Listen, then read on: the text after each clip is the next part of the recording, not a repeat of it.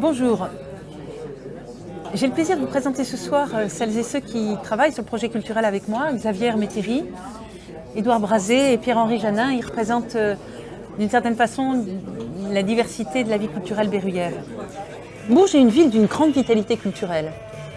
Et c'est à celles et ceux qui créent, qui programment et qui ouvrent leurs portes que nous le devons. Le rôle de la ville, tel que je le conçois, c'est d'abord de saluer celles et ceux qui font vivre la vie culturelle, acteurs publics, privés ou associatifs. Et c'est de leur faciliter la vie. C'est désolant de savoir que certaines associations vont montrer leur travail dans les communes autour de Bourges parce qu'elles y sont mieux reçues qu'à Bourges. Nous devrons y remédier. On ne manque pourtant pas de salles à Bourges et nous ne vous proposerons pas d'en créer une nouvelle. Mais il faut en faciliter l'accès, il faut mieux relayer l'information et puis peut-être penser les mobilités dans la ville, les horaires de bus pour que chacun et chacune puisse profiter des spectacles. Nous vous proposons de nous appuyer sur l'existant, non pas pour ne rien changer, mais pour avoir de l'ambition ensemble et pour continuer le rayonnement de la ville en respectant la diversité des goûts et des options de chacun. La première innovation, ce sera la clé de Bourges. La clé, ce sera la carte Culture Libres Entrées qui vous permettra d'accéder facilement aux musées et aux bibliothèques de Bourges et de bénéficier d'un tarif découverte dans toutes les structures subventionnées par la ville. Ce que nous espérons, c'est que ça vous permettra d'aller à des endroits où vous n'êtes peut-être jamais allé et où je suis sûre que vous ferez de belles découvertes. La deuxième innovation, ce sera un soutien déterminé aux pratiques amateurs, notamment en direction des enfants, dans et hors de l'école. C'est très important que des enfants puissent chanter, jouer, danser, écrire, faire de la vidéo, pratiquer un instrument de musique. Dès le plus jeune âge, dès la maternelle, c'est possible. On voit souvent de très belles vidéos qui font rêver et qui sont tournées aux quatre coins du globe.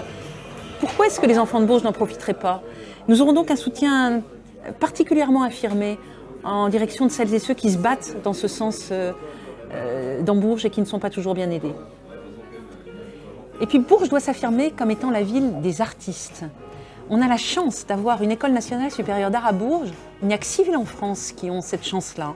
Alors, appuyons-nous dessus. Et puis, nous avons beaucoup d'espaces délaissés où des jeunes artistes ou des artistes plus confirmés pourraient venir travailler, présenter leurs œuvres et nous en faire bénéficier. C'est aussi une façon de faire rayonner la ville et de la faire connaître au-delà du Cher et au-delà du Berry. Enfin, Bourges est une ville au patrimoine somptueux. Mais vous le savez bien, hormis nos très belles nuits lumière, ce patrimoine est très peu mis en valeur. Nous avons des collections dans les musées formidables, un fonds documentaire d'une très grande richesse, des bâtiments magnifiques, des marais qui font aussi partie du patrimoine de la ville. Tout cela est en péril. Il faudrait repenser totalement les musées.